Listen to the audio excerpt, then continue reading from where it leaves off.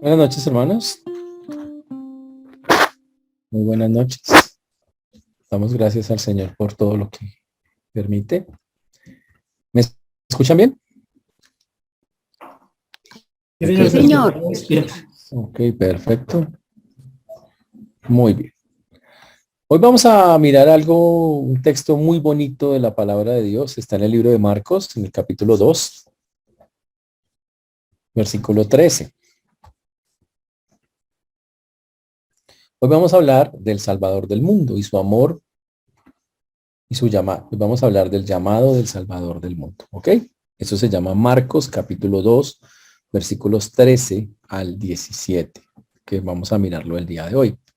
Pero antes de eso vamos a orar, a pedirle al Señor que nos guíe en lo que vamos a hablar, ¿ok?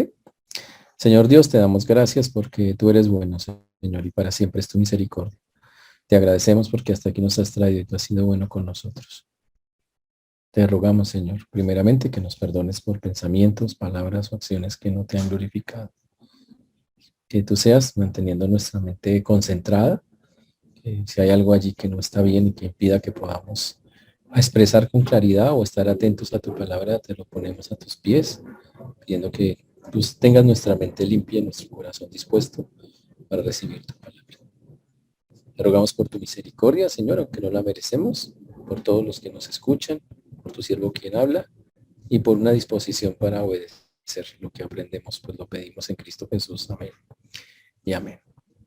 Cuando llegamos al texto de Marcos capítulo 2, versículos 13 en adelante, hablamos en sus Biblias dice llamamiento de Leví. Antes de eso, para entender qué ha hecho Marcos en los capítulos anteriores, él ha tratado de demostrar la autoridad de Jesús, diciendo, no hay ninguna autoridad como Jesús, Jesús está por encima de cualquier otra cosa. Y obviamente Él es el Mesías, y eso es lo que dice. Usted mira los versículos anteriores, el énfasis de Marcos ha sido ese, el poder del Señor sobre las fuerzas demoníacas, la convicción para enseñar, el poder sobre las enfermedades, el poder para vencer pecados, y efectivamente si uno lo mira bien, lo acaba de hacer, porque básicamente acaba de sanar a un hombre paralítico de una manera muy, muy especial. Ahora el Señor, Marcos lo que va a hacer, empieza a narrar episodios que tuvo de confrontación con los líderes religiosos, donde él muestra que cuando él contesta, cuando él habla, demuestra su superioridad. Y por eso en este texto vamos a mirar ese llamamiento específico a alguien que se llama Leví, el llamamiento de Leví, que fue criticado y cuestionado por aquellos líderes religiosos que no veían en Jesús, que decían, pero ¿cómo se le ocurre llamar a semejante persona? Y después de eso irse a comer con ella, que es básicamente lo que el texto nos va a mostrar. Comencemos en Marcos capítulo 2, versículo 13. 2, 13. Marcos capítulo 2, versículo 13. Yo les leo. Después volvió a salir al mar y toda la gente venía y les enseñaba. Y al pasar vio a Leví, hijo de Alfeo, no del Feo, sentado al banco de los tributos públicos y le dijo, sígueme. Y levantándose le siguió. Aconteció que estando Jesús a la mesa de la casa de él, muchos publicanos y pecadores estaban también a la mesa juntamente con Jesús y sus discípulos, porque había muchos que le habían seguido. Y los escribas y los fariseos, viéndole comer con los publicanos y con los pecadores, dijeron a los discípulos, ¿qué es esto él come y bebe con los publicanos y pecadores?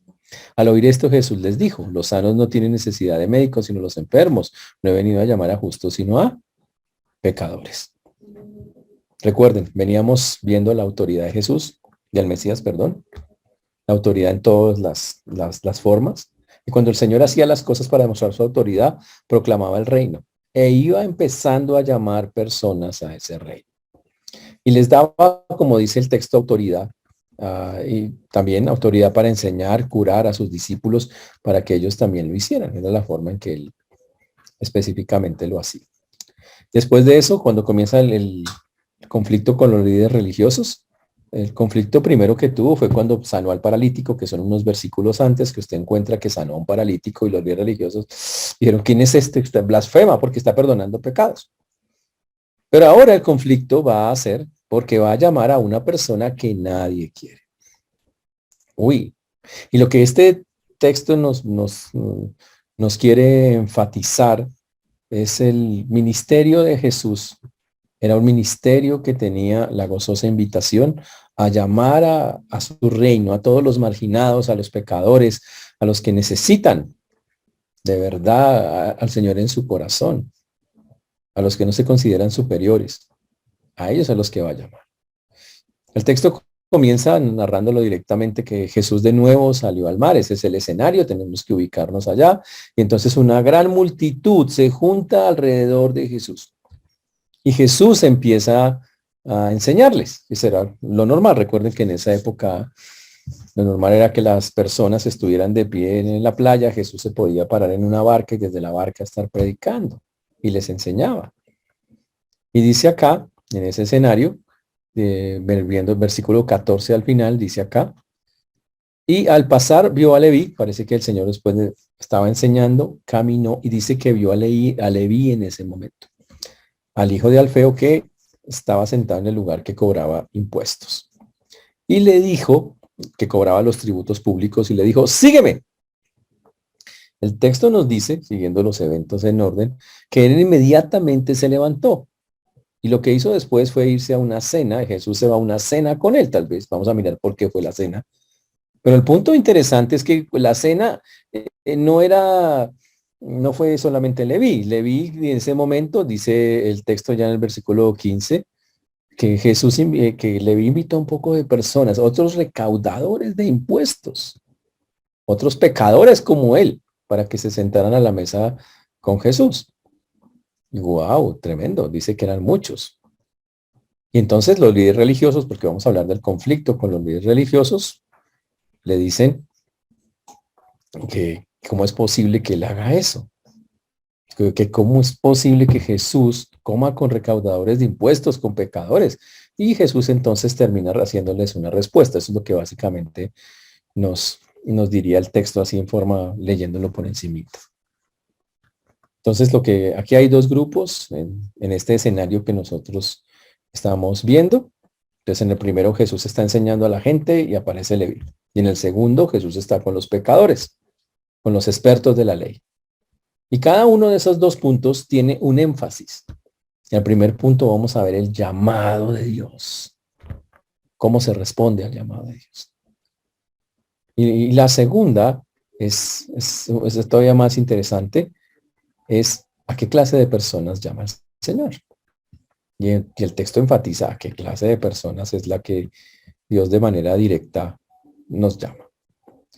Entonces Jesús sale de nuevo a la orilla del mar, una gran multitud se agolpa alrededor de él, era normal que eso pasara. Jesús ya era alguien que estaba teniendo mucha fama y miles de personas, toda la multitud, dice el texto, dice que toda la multitud se encontraba allí. Toda la multitud se encontraba allí y wow, era impresionante. Y toda la multitud daba testimonio de que Jesús era alguien que decía cosas muy fuertes. Ahora, Jesús su popularidad iba en aumento y aquí lo importante es, les enseñaba. El texto dice, traduciéndolo, empezó a enseñarles. Uy, ¿qué les enseñaba? Sobre el reino de Dios. Jesús siempre que vino a la tierra, más que predicar de cualquier otra cosa, enseñaba sobre el reino de Dios. ¿Me están escuchando bien los hermanos? Ok, perfecto, muy bien. Entonces ya queda claro. Entonces dice que mientras él estaba enseñando, dice que el texto en el 2:14 dice, y al pasar, otra traducción dice, mientras caminaba. Interesante eso, ¿no? Dice, vio a Leví, hijo de Alfeo, sentado en el lugar donde se cobraban los impuestos. Y le dijo, sígueme. Uy. Y dice que encontró a un hombre que estaba ahí atento. Ahora, ese Leví, nosotros lo conocemos con el nombre de Mateo. Muy bien. Era un levita. Mucha gente se llamaba Leví. Era como llamarse María o llamarse Juan. Era muy normal. Ahora, el problema es que Mateo era alguien odiado por la gente de la zona. Uy, tenía un oficio despreciable por muchos. Wow. Por eso dice, obviamente se identifica como el hijo de Alfeo. Mm, o Leví, el hijo de Alfeo. Así es como nosotros lo conocemos. Era un cobrador de impuestos. Y cuando decimos un cobrador de impuestos hay que ubicarnos en que no era una oficina, no era como que vamos a la Diana a pagar. No, no, no, no. Era un puesto de peajes donde se cobraban las mercancías que estaban en tránsito por tenerlas o por adquirirlas tanto dinero. Ahora, si esto era así, entonces nuestro amigo Leví estaba trabajando para nada más y nada menos que Herodes Antipas, tetrarca de Galilea, casi para nadie, una belleza de muchacho. Y obviamente el impuesto que algunos piensan que estaba recogiendo era sobre la pesca del mar de Galilea. Imagínense, cobrar impuestos por pescar, pero eso pasa también, ¿no? ¿Ok? Todo el acontecimiento es en Capernaum, que era la primera ciudad importante por donde pasaban los viajeros procedentes a los territorios de Herodes Filipo y Filipos al noreste de Galilea.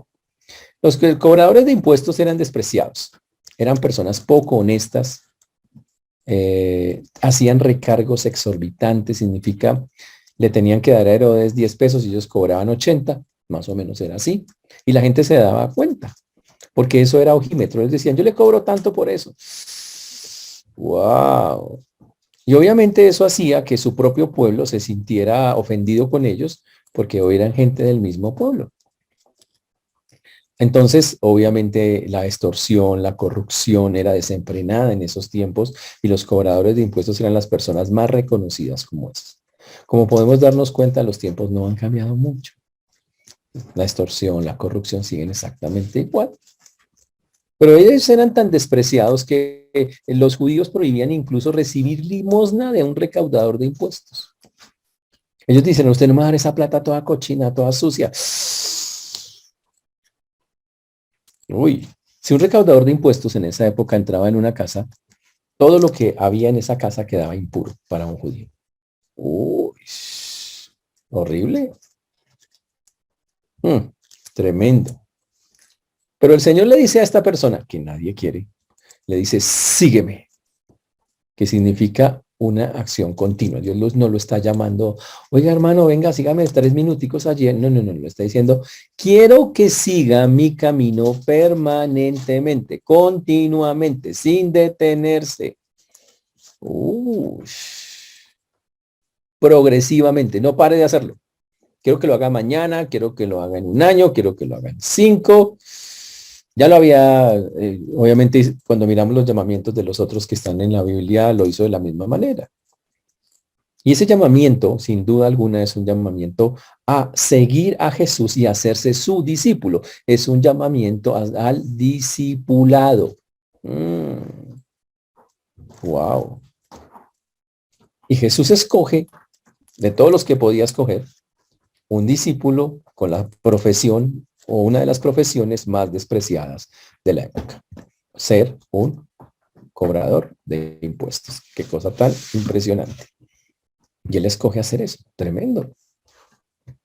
Ahora, el hecho de que ya haya escogido ya era bastante fuerte. Que agarrara a una persona que del pueblo judío no aceptaba, aunque era también judío, Leví, pero no lo aceptaba. Pero pasó así. Y dice el texto que no solo pasó ello, dice que enseguida en el versículo 15 dice, se fue a una cena en su casa, dice una traducción, aquí dice, aconteció que estando Jesús a la mesa en casa de él. Otra traducción dice, se fue a una cena en su casa. Dice, a la mesa de él. Muchos publicanos y pecadores estaban a la mesa juntamente con Jesús. Estaba sin impuestos, o sea, el sindicato de trabajadores de impuestos de la época estaba ahí metido, hicieron una reunión, era una cosa impresionante, había una cantidad de personas ahí metidas. Imagínense eso, invitar a todos los odiados, porque básicamente fue lo que hizo. Invitó a todas las personas despreciadas de la época. Imagínense, ya haber llamado a uno como Leví era grave, pero que se siente a comer con todo ese sindicato. Y el texto agrega, ¿no? Recaudadores de impuestos y pecadores se juntaron con Jesús y los discípulos a la mesa. dado que muchos de ellos ahora le seguían, y el texto parece decir porque había muchos que le habían seguido, y dice que parece que no fue solo Leví, sino que otros decidieron seguir al Señor. Decidieron seguir al Señor. Mm.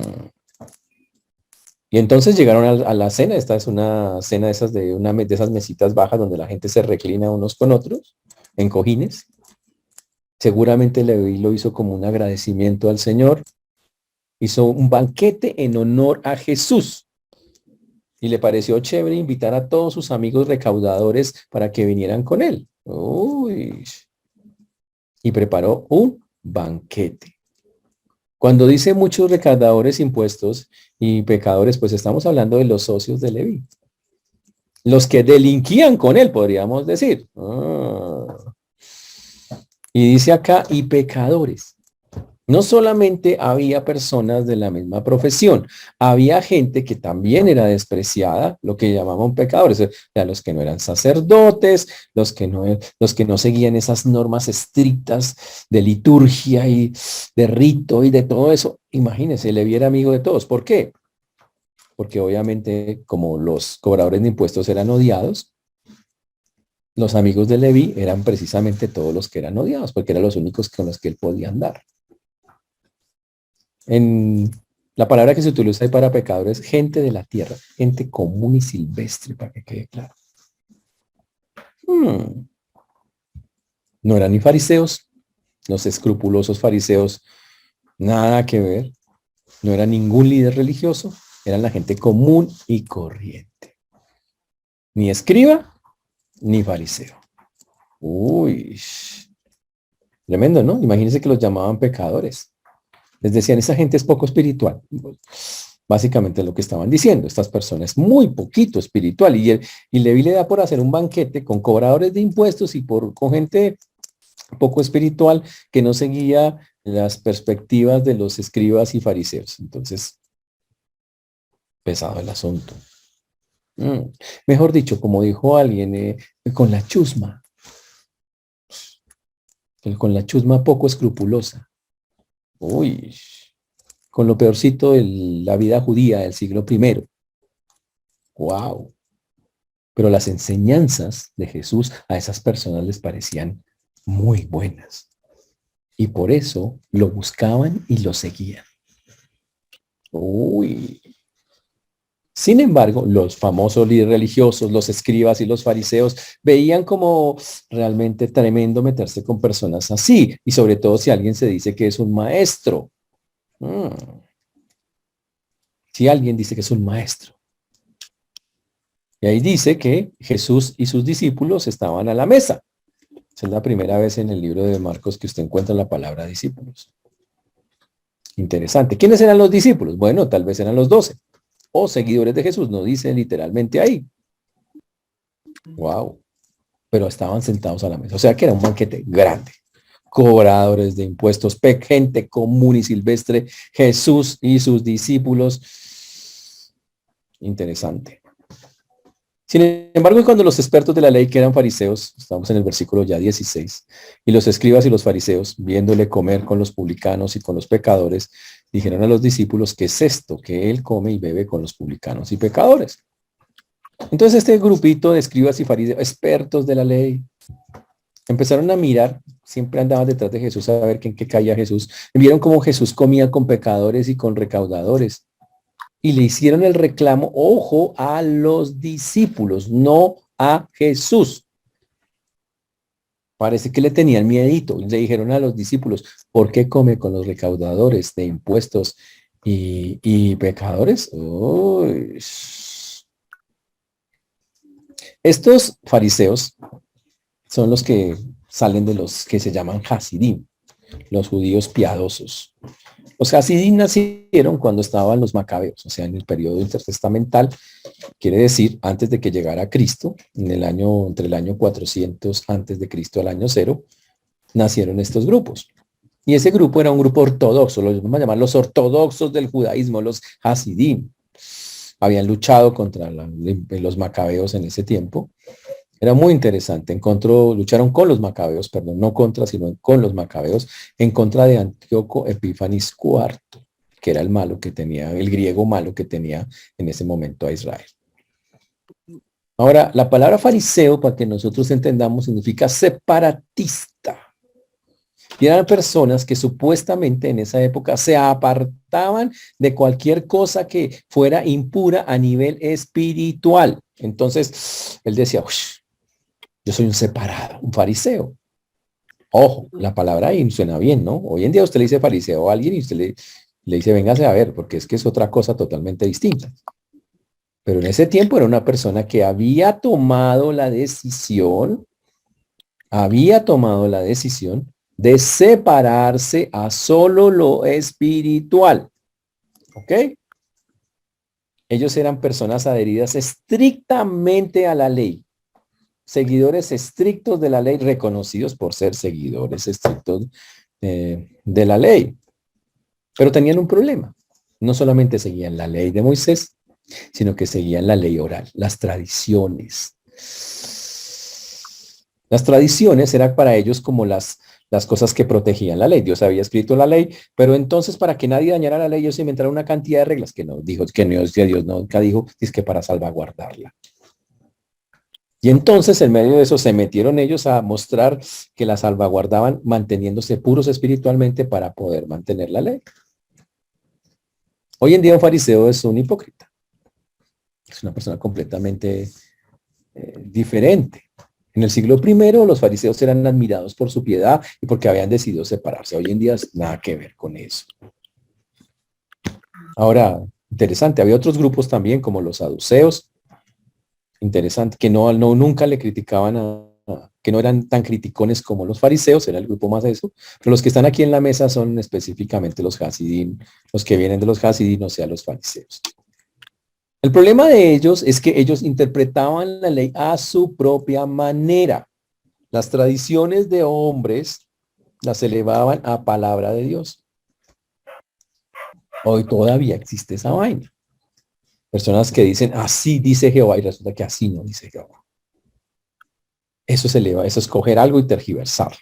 Pero ellos lo hicieron así y empezaron por sus tradiciones, las elevaron a que supuestamente eran palabra de Dios. Se obsesionaron con las cosas externas, dejando a un lado lo más importante, la justicia, la misericordia.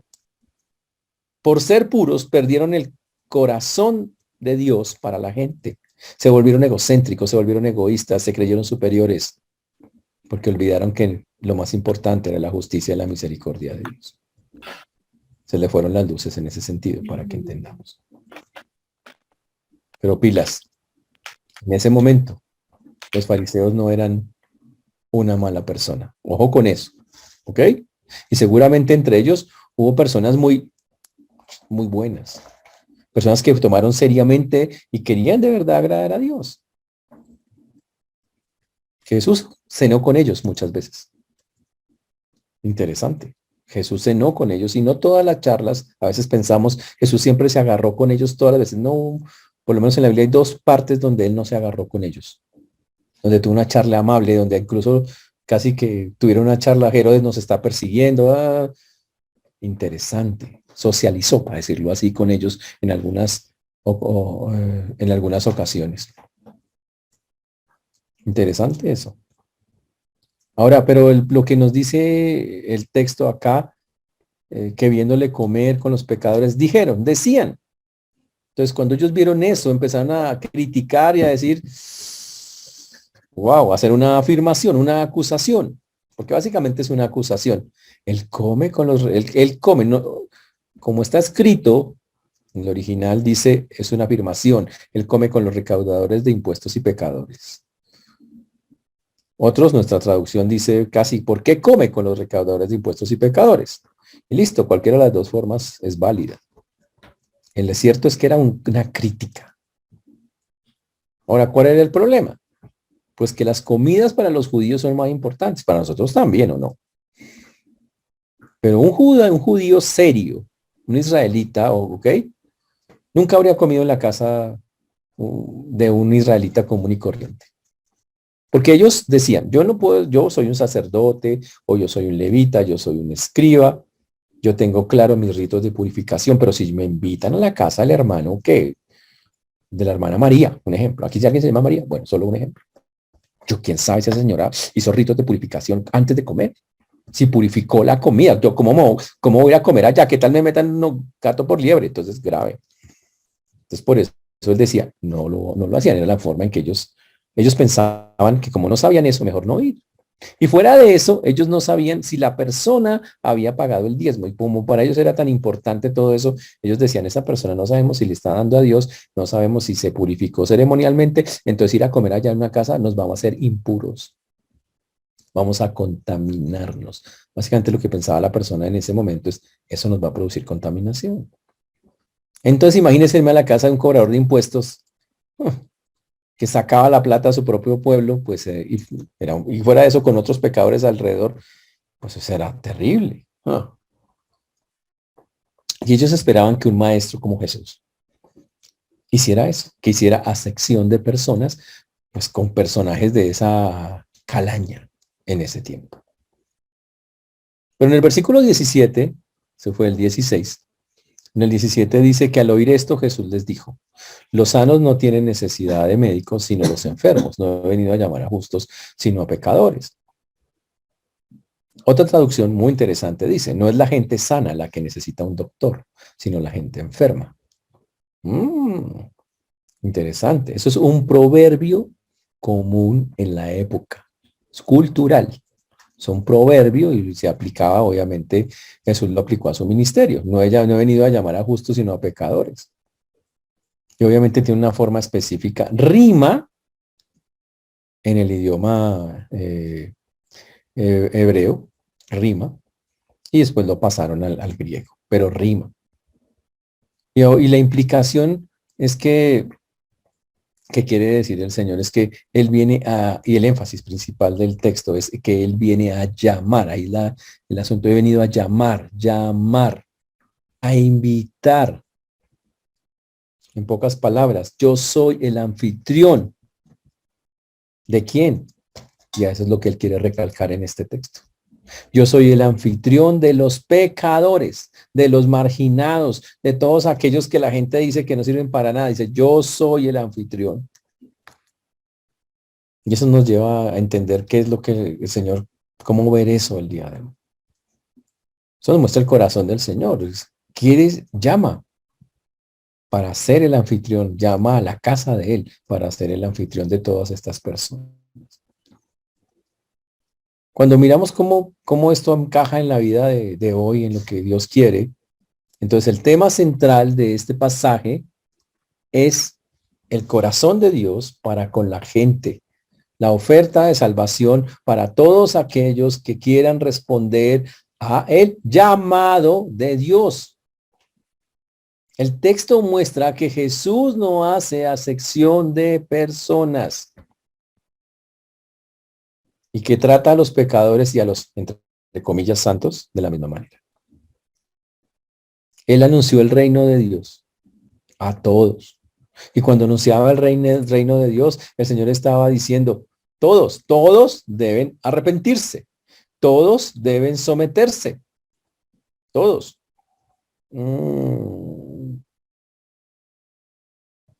Pero estamos en una sociedad que es igual, ¿no? Muchas veces las personas que reconocen su estatus de pecadores son los que están despreciados en la sociedad, o los que están afuera, los más humildes reconocen su condición y caen ante los pies del Señor o de rodillas pidiendo salvación. Pero los fariseos modernos, que, ojo, los de hoy, porque existen, no ven ninguna razón para arrepentirse y rechazan la salvación de Dios. ¿Conoce usted personas así que básicamente dicen, realmente no sé por qué razón tendría que arrepentir? Yo no mato, no robo, no le hago mal a nadie, soy buena persona. O sea, ¿cuál es el problema? ¿Por qué tendría que hacerlo? Debemos decir que aplicando el texto son los fariseos de hoy. Los fariseos de esa época no veían ninguna razón para tener arrepentimiento, pues se consideraban que estaban superiores espiritualmente. Todas las personas que hoy no quieren meterse con el Señor están diciendo, yo me considero superior espiritualmente. Y pueden decir, Dios es grande, es poderoso, y ¿verdad? Pero al rechazar a Jesús y su oferta de salvación, están diciendo, no lo necesito, yo no hay una razón para eso, y rechazan la salvación de Dios. Pero peor aún, tenemos fariseos estrictos. Personas que piensan que igual que los fariseos, que se pueden salvar con cosas externas. Personas que dicen, me voy a poner unos frijoles en los zapatos para subir a Monserrate. Imagínese eso. Dice que pone eso para agradar a Dios. Otros se flagelan y dicen, ¿y crees? Son los fariseos modernos. Creen que pueden llegar al cielo con esas cosas. Y empiezan a representar cosas y a supuestamente apartarse. Algunos lo hacen igual que los fariseos. Se apartan de personas, se apartan de objetos, dice que para no contaminarse. Y no se dan cuenta que hacen acepción de personas y que lo que tienen no tiene sentido, lo que las obras que están ejecutando. Señores, Jesús no vino a la tierra para que ser reconocido y prestigioso y famoso, sino a traer salvación a la gente que está perdida. Y Dios confía en algo, en una cosa que se llama transformación. Transformación. Dios sabe que una persona está mal, pero Él cree, confía que si deposita su fe, Él la puede transformar en alguien tan fuerte, porque esa es la idea del asunto, la puede transformar en alguien tan fuerte que esa persona no solamente cambia, nace de nuevo, sino que se convertirá en la sal y la luz de este mundo. Wow. Entonces, claro, surge la pregunta. ¿Nosotros somos la sal y la luz de este mundo en este momento? ¿Nos importa mucho nuestro prestigio? ¿Le importa a usted mucho qué piensan de usted y qué tan valioso, y qué tan importante y qué tan... Eso no es. Jesús dijo, yo no vine a eso, ni busco personas así. Señores, el reino de Dios no se contamina porque los pecadores se quieren acercar a Él, sino que los busca. El reino de Dios es para buscarlos a ellos. Y les trae a ellos restauración, curación, reconciliación con Dios. Eso es lo que Dios quiere hacer con los pecadores. Nosotros los creyentes no debemos ser como los fariseos. No sé cómo se debería conjugar el verbo. No ser farisaicos. Bueno, una vaina así. No debemos ser fariseos. No debemos armar muros de separación frente al mundo con la gente que no es creyente. Más bien debemos llevar el mensaje y decirle a las personas, el Señor los quiere transformar. Ahora, utilicemos la analogía que hace el Señor de los médicos. ¿Qué pasa si los médicos se quedan encerrados en las clínicas con las puertas cerradas para no contaminarse los enfermos? Pues ¿quién se va a sanar? ¿Nadie? Ese es el punto. Pero por encima de todo eso, en este texto, aplicándolo, nosotros vemos que Dios ama a todos. No importa su estatus social, no importa su puesto en la vida. Dios ama a todos. A todos. El ministerio del Señor debería centrarse sobre todo lo mismo que el Señor en las personas de afuera. En todas las personas que necesitan. Tanta gente hoy que tiene problemas de todas las índoles económicos, sobre todo espirituales. Tanta gente que está perdiendo sus casas, o los migrantes, los indocumentados, las minorías, los vagabundos, los enfermos, los ancianos. La lista incluye montones de gentes. Y eso incluye la banda del Chompiras, la del Guajinais. Incluye esas bandas. Incluye a los drogadictos, a los traficantes, a los alcohólicos, a las mujeres de la calle, a todos. Interesantísimo eso, ¿no? Jesús hablaba con todos. No solamente con esos grupos, también se fue con las que tenían convicciones religiosas fuertes. Hablaba con los fariseos, no le huía nunca una conversación con ellos. Hablaba con cualquiera. Wow. Entonces, si Jesús hablaba con cualquiera, eso incluye que yo puedo hablar con los musulmanes, con los budistas, con los hindúes, con los judíos, con los testigos, con los mormones. Yo no debería parar en nada de esas cosas. Porque si lo hacemos, si no lo hacemos como dice el Señor, pues estamos creando una barrera, separados de aquellos que necesitan escuchar el mensaje del Evangelio.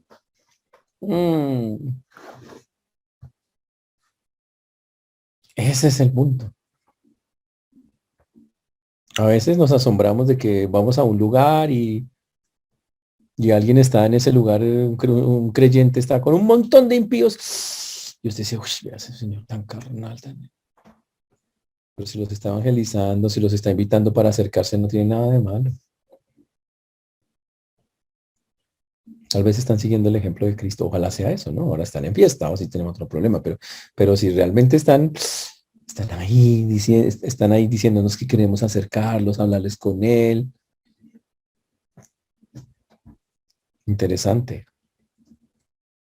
Por eso, qué bueno por los ambientes cristianos, muy chéveres son, pero también vamos a tener que estar en esos ambientes, no para participar de las obras infructuosas de la carne, dice la Biblia, sino para estar ahí relacionándonos con la gente, sirviendo como un modelo de amor de Dios a los no cristianos. Eso es lo que está diciendo el texto, sirviendo como un modelo de amor a los no cristianos.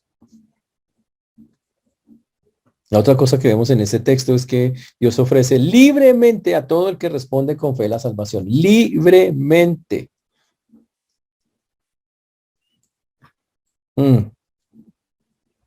Señores, la salvación es por gracia.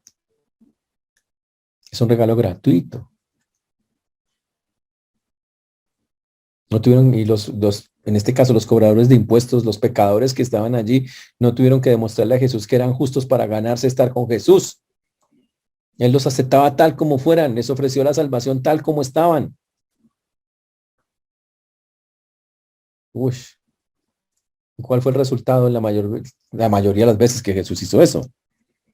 Personas transformadas, cambiadas, que hablaban diferente, pensaban diferente, actuaban diferente. Eso es lo que pasa cuando una persona se convierte. Hay un cambio de estilo de vida, cuando hay conversión. Y eso Jesús era lo que buscaba. Una cosa más que podemos tomar, aplicar, es que Dios escoge lo más bajo y necio de este mundo para cumplir con sus propósitos. O si no, mires en un espejo. Ese es el punto. Si no la cree, mires en el espejo. Dios escoge de lo vil y de lo menospreciado del mundo. Dice el texto. Uno pensaría que Jesús, el Mesías, el Salvador del mundo, escogiera pescadores, recaudadores de impuestos, pero así lo hizo.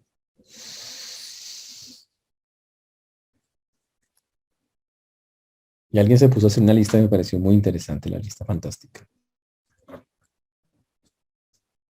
Que iban a recolectar, y dijeron, vamos a hacer una lista para recolectar prospectos de pastores, gente que podría eventualmente ser pastor. Y los que no sirvan, pues los vamos rechazando y los ponían en un ladito. Y dijeron que el primero en la lista que fue rechazado cuando pasó la hoja de vida fue Noé, porque no convirtió a nadie en 120 años. Nadie no convirtió ni uno solo a la belleza. Después dijeron, hay que descalificar al señor Moisés, porque el tico tiene problemas para hablar en público. Y fuera de eso tiene momentos de irritabilidad muy fuertes, cosas se le pasan complicado. Otro que no podría, que hay que descalificar es ese señor, es Abraham. El tipo huyó a Egipto en los momentos más complicados y mentía varias veces para evitar meterse en problemas. Descalificado. Otro que tocaría echar afuera es David por adúltero. A Oseas porque, uy, no, esa vida del señor familiar, tremenda la familia del señor Oseas. No, bravísimo. Jeremías, no, el tipo era muy alarmista, muy emocional y lloraba. No, eso no funciona, no funciona para un ministerio así. Amos, un campesino con plata. No, tipo del pueblo, no, no, no, no. Pedro, tipo de mal genio, había hasta negó hasta a Cristo, con eso le digo todo. Eso no es un candidato para ser un siervo del Señor. Y Pablo, tipo brusco, brocha, de mal aspecto, y predicaba enredado. Mm, No, descalificado también. Y dicen que el comité, si hubiera un comité así, el único que escogerían sería Judas Iscariote. Porque es una persona práctica, cooperadora, buena con el dinero, se preocupa por los pobres y viste bien. Si nosotros nos guiamos por los estándares humanos, señores, wow, menos mal que Dios no se guía por esos estándares humanos. No estaríamos salvos. Dios escoge a la gente insensata, a los débiles, a los más bajos, para avergonzar a los fuertes, dice la Biblia, a fin de que en su presencia nadie pueda jactarse, que nadie diga, yo llegué acá, Señor, porque tú me miraste y dijiste, qué lindo eres. Es lo más lindo que hay en la venga, te saco de allá. Si Jesús hubiera querido escoger lo más brillante de su tiempo, hubiera cogido a los fariseos y a los escribas. Pero Dios no quería un corazón así. Quería corazones que se doblegaran, no corazones llenos de orgullo. Y de ahí surge la última aplicación, el peligro de un corazón orgulloso. Los líderes de Israel rechazaron el ministerio de Jesús porque ellos pensaban que estaban 3 estratos más arriba. Yo estoy acá y los pecadores están por allá, no los alcanzo a ver, son tan chiquitos y feos que no. Pero su orgullo fue la perdición de su corazón. El creerse que tenían un nivel espiritual súper alto fue su perdición. Se les olvidó que todos somos pecadores y que la única forma de salvarnos es por gracia.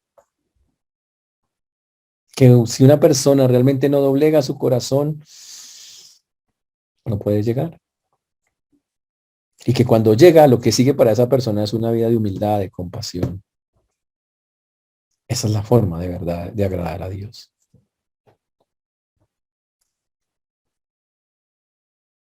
Hay que tener cuidado, señores, que nosotros los creyentes nos llenemos también de orgullo en nuestro corazón y empecemos a hacer lo que hacían los fariseos, a sección de personas, a mantenerlos alejados y a pensar que los estándares que por encima de todo está la religiosidad, cuando debería regir son las reglas de Dios. Los fariseos eran expertos en las reglas externas, pero no en seguir los mandamientos de Dios. Igual pasa hoy. Señores, hay que a discernir de la falsa enseñanza que hoy hay en tantas partes, que vende un evangelio que no es por gracia, sino por obras, donde lo mismo que pasó en esta época, la gente eleva mandamientos de hombres. Mandamientos de hombres son elevados a niveles de que son palabra de Dios y no tienen nada que ver con eso.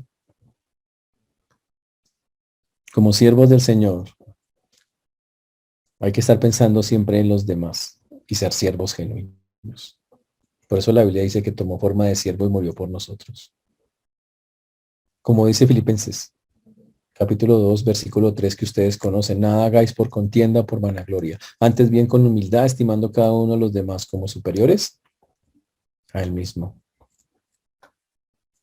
Señores, la salvación es para todos. El texto es tan claro en eso.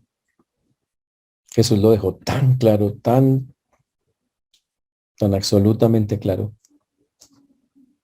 Pero la pregunta es si nosotros lo tenemos claro en nuestras vidas. Yo he visto a veces que incluso hasta en la misma familia le ponemos muros. Se le dice, ay, no estoy harto, no voy a ir donde mi familia, son tan pecadores, voy por allá, huele a azufre. Pues es que jartera pasar por allá. Es que no cambian, es que, ¿cómo que cambien? ¿Por qué pide tanto? No es la manera. Dios sigue caminando, por decirlo de una manera metafórica, sigue andando, llevando la palabra. ¿Sabe cómo? A través de nosotros. Y Él sigue esperando que nosotros abramos nuestra boca, pero también nuestra vida, para que otros sean animados a venir. Mm, Él quiere que hagamos eso. Él desea que lo hagamos de todo corazón. Ese es su deseo. Es muy grande ese deseo del Señor que Él tiene para con nosotros. Pero la pregunta es si nosotros lo estamos cumpliendo. O al salir de acá, seguramente nos vamos a encontrar con muchísimas cosas, con un mundo que está obviamente caído, que es lo mismo, orgulloso, que no necesita de Dios. Pero ¿sabe qué? Jesús se enfrentó a lo mismo y eso no hizo que se callara, al contrario, dijo, voy a seguir hablando. Yo sé que muchos no van a entender, a creer, pero ¿sabe qué? Lo voy a hacer. Y lo hizo. Lo hizo. Por eso al salir de acá tenemos el compromiso de proclamar la palabra de Dios a cualquier persona, como lo hizo el Señor, quitando toda barrera y todo obstáculo que pueda estarse presentando de parte nuestra para que los demás no puedan recibir libremente el Evangelio y tener acceso a él, quitando todos esos muros, todas esas vallas que muchas veces levantamos. Por eso dice la Biblia que el Señor no quiere que ninguno perezca, sino que todos procedan al arrepentimiento. Señores, recuerden que somos la sal y la luz y estamos para hablar el evangelio y que las personas sean transformadas. Transformadas. Ese es el plan de Dios. Recuerde que no nos vamos a contaminar por andar con pecadores. Nos contaminamos por pecar, pero no por andar con pecadores. Diferente. ¿Ok? Que por lo tanto no juguemos a ser fariseos modernos, sino más bien a ser creyentes, siervos del Señor, que cumplen lo que dijo el Señor, que están buscando los enfermos, los que dicen y reconocen en su corazón, yo soy un enfermo, yo necesito al Señor, yo lo necesito. Yo les puedo asegurar que hay cientos de personas allá afuera, montones, que en este momento están necesitando de él. Déjame terminar diciendo algo que he visto en las últimas meses que he estado estudiando con grupos de personas, no de todas las denominaciones. Y es increíble la cantidad de personas que hay allá afuera buscando soluciones a sus conflictos en ideas totalmente locas y equivocadas, porque son ideas corridas, creyendo que esas clases de cosas son las que tienen la solución. Nada que ver. Sectas, literal, casi puedo decirlo así con tristeza, sectas que están levantándose y en grandes, hartas, muchas personas con ideas locas en la cabeza, buscando una salida. Y como no encuentran a alguien que les proclame la palabra verdadera, se van detrás de esas corrientes. La iglesia tiene que levantarse y hablar, porque el mundo afuera está hablando para torcer y para llevarse a las personas por donde no es. Por eso los animo a que tomemos eso como un compromiso de cristianos y de siervos del Señor, de estar hablando, de prepararnos para hacer la sal y la luz, como el Señor mismo lo fue en su momento y como lo pide. Y ojalá ese llamado que un día aceptamos, el de Levi fue instantáneo, qué chévere. El de algunos de nosotros no fue tan rápido, pero aceptamos. Podamos llevarlo con interés dándole la gloria al Señor, como Él nos muestra que se debe llevar. El Señor nos ayude, hermanos, recordemos esta verdad, pero más que eso, proclamémosla. Oremos. Señor Dios, te damos gracias por esta noche, por este tiempo, gracias por mis hermanos, gracias por todo lo que nos permites aprender. Gracias por aclararnos, Señor, las cosas conforme tú mandas. Gracias por mostrarnos que Jesús no hacía sección de personas, que buscaba a todos allá afuera y que pudo andar con los pecadores, Señor, en medio de una sociedad que era muy estricta, muy legalista. Ayúdanos a no caer en el mismo juego en esta sociedad que tenemos actualmente, sino a entender que hay que alcanzarla para la gloria, la honra y la alabanza tuya. Ayúdanos a cumplir esta verdad, pues lo pedimos en el nombre precioso de Jesús. Amén.